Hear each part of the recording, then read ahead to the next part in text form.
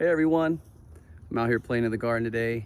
You can see my family behind me there, family trees. I love just kind of being around them. Today I want to make a quick video of how to up pot a plant to a bigger size pot, specifically mangoes. I'm going to try to do this in several short clips because I'm kind of doing it one-handed and I'm all by myself, but as you can see, it's just a beautiful sunny day here in South Lakeland, Florida. So we'll get to it. Okay, so what we're doing today is just taking this 3-gallon mango tree.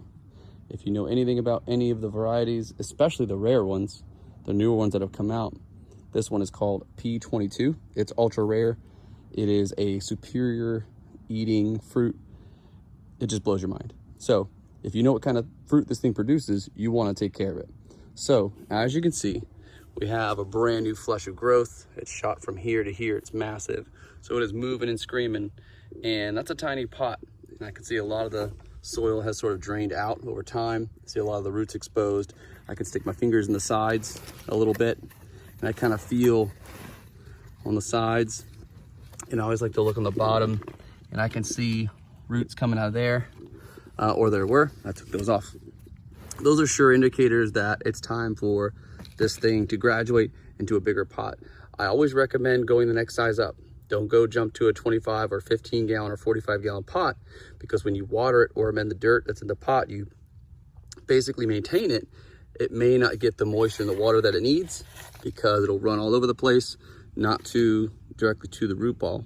So this, I'm gonna move it to, as you can see, I got a 7-gallon pot. So if you're going from 3 gallon, the next size up is 5 or 7 gallon. And from 7 gallon, once it's outgrown this, you go to a 15 gallon, then to 25, 45, and so on. Okay? So another indicator that your tree is ready. See, it's getting pretty tall. You can kind of just get the sense it's outgrowing it. And also what I like to do is just I'll pick it up one hand, pretend I have it in the air, and I just smack it on the side like this. And it should come out just like this. That is another sure sign that the root ball has swelled up and filled out this pot almost completely, and it's ready to go. So what I'm gonna do is very carefully, you wanna keep the dirt intact. You wanna keep the dirt attached to the root ball. If you try to up pot this thing and remove the dirt from the roots, it's just gonna die. So what I'm gonna do is gently place it. You see I've got a few inches of dirt down there already. What I've done is just taking my wheelbarrow here. I got Florida sandy native dirt mixed with some wood chips, mixed with some potting soil. So again, native Florida sand, some wood chips, and just potting soil. Equal parts of each of those should do it. I want a fast draining dirt so that it will not hold moisture for long. Mangoes and avocados, especially, and other tropicals and subtropicals, just don't like wet feet. They just don't need it. So, all right, so now I'm going to finish filling the pot. Before I finish filling the pot, I took this thing back out and I noticed something, and I wanted to show you how to root prune. You see all these roots, they grow out this way and then down the side of the pot, and they go down, especially the taproot tends to just go around and around. That's bad.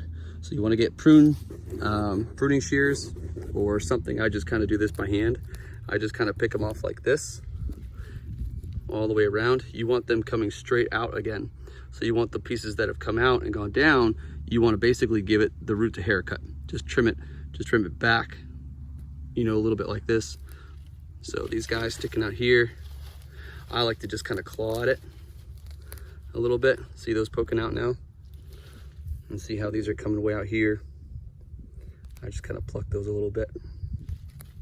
Just a little bit. See, this one is all kind of a tangled mess there.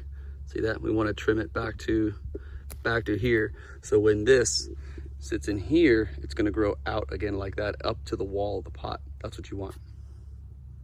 I'm also going to do the bottom of it real quick as well. So you can see all this here. That has got to go. Let's just mat it up. Roots. And see that? That's long overdue. So I don't know if it was like that when I bought it, or it's been doing that on its own. So what you want to do is kind of untangle it and go. So wow, look how long that is. So you're gonna go all the way up here and just kind of snip it right here. All right, then you want to work your way around the bottom of the plant and just take off that excess length roots, either by hand or something sharp will do the trick. All right, got a haircut. As you can see, I cut that root back to about like that to where it can continue growing into the bottom of this pot. Now what I did was put enough dirt in here, and if you notice, I was very careful to keep all the dirt, or most of it, attached to the root ball or it could die. So I'm going to put it in here. Sorry, doing this one-handed. What you want to do is you want to put enough dirt in the bottom of your soil mixture, your potting mixture, to raise this thing up to where it's almost level with the pot. Too far down, you're going to sink the root ball too low. It may get too much moisture and it could drown. So what you want to do is you want to put it in about like that. Okay, so that's what we're going to do.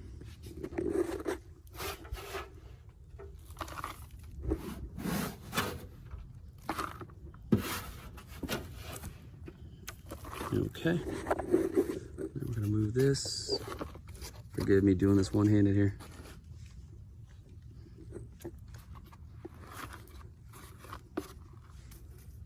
Okay. All right, now we gotta fill it and water it. All right, we're all done. Used up all my dirt. Filled it up. I kind of patted it down a little bit so you can kind of see what I meant, where I meant the flush with the pot there. Okay. So now all I got to do is water it in, because you want to get rid of any air pockets in there and get moisture back on those roots. But it's still going to be pretty fast draining because I have a faster draining mix in the pot. So I hope this was helpful. People have asked all the time, when is the right time to do this? Think of your kids. If you have kids, if they're outgrowing clothes, doesn't matter what season, it just needs to get done. So once you realize the tree you've noticed through various indicators, it's outgrowing the pot, it's time to up pot.